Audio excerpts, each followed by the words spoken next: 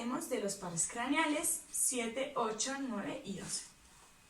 Empezando por el nervio facial, el séptimo par, este tendrá su origen real en el núcleo motor principal, en el núcleo parasimpático, que será el núcleo salivar superior y lagrimal, y el núcleo solitario.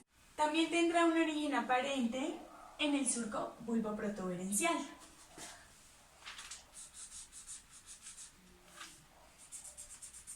Las fibras de la raíz motora empezarán su recorrido en la cara medial del núcleo del nervio abducens. Pasan el piso del cuarto ventrículo y emergen fuera del tallo cerebral. Luego pasan la fosa craneal posterior con el nervio vestíbulo coclear y penetran en el conducto auditivo interno y el canal facial. En la cavidad timpánica se forma el ganglio geniculado sensitivo.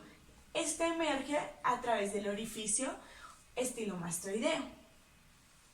Su función será inervar los músculos que crean las expresiones de la cara y también las glándulas salivares y faciales. También va a permitir la percepción del sabor de los 2/3 anteriores de la lengua.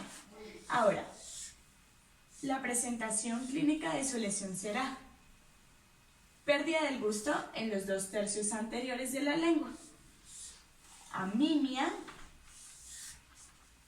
pérdida de la sensibilidad del pabellón auricular, parálisis facial periférica, también parálisis facial central,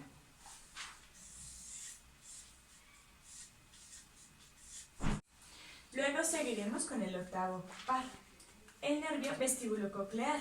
Este se divide en coclear y vestibular. El coclear tendrá su origen real en el ganglio del córtico y el vestibular en el ganglio de Scarpa. Y tendrán un origen aparente en el surco bulboprotuberencial. Ahora, el recorrido del coclear empezará en el tallo cerebral, sobre la parte lateral del nervio facial. Luego emergen, separados por el nervio vestibular, en el puente se dividen en una rama para el núcleo coclear posterior y otras para el núcleo coclear anterior. Por otro lado, el recorrido del vestibular empezará en el ganglio vestibular, que está en el conducto auditivo interno. Luego pasan el tallo cerebral por el surco bulboprotuberencial y el complejo nuclear vestibular. Las fibras se dividen en cortas ascendentes y largas descendentes. Un pequeño número de fibras pasarán a través del pedúnculo cerebeloso inferior directamente al cerebro. Su función es recoger la información auditiva y senestésica. Ahora, la presentación clínica de su lesión será hipacusia, tinnitus, nistagmos, vértigo, sordera de percepción,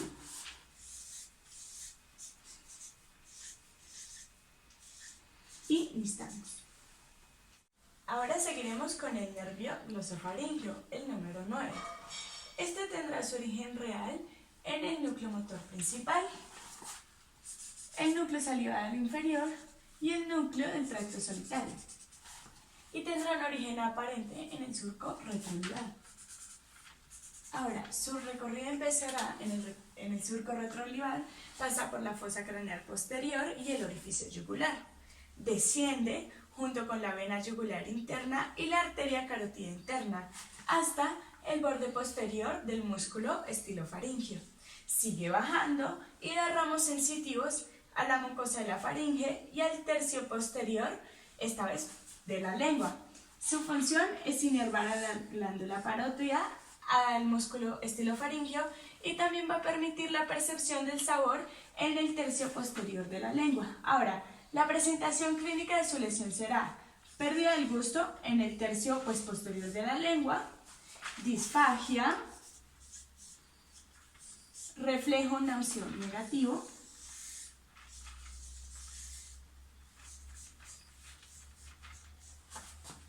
y disartria.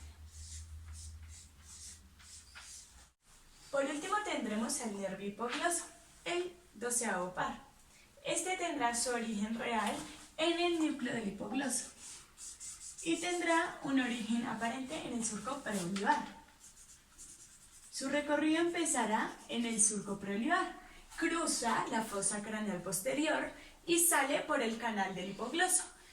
Este pasa entre la arteria carótida interna y la vena yugular interna. Luego cruza las arterias carótidas interna y externa y pasa hasta el borde posterior del músculo miloioideo y el hipogloso.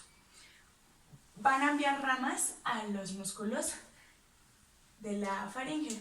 Su función es permitir los movimientos de la lengua, la deglución y la articulación de sonidos. Ahora, la presentación clínica de su lesión será desviación de la lengua hacia un lado lesionado y una atrofia muscular.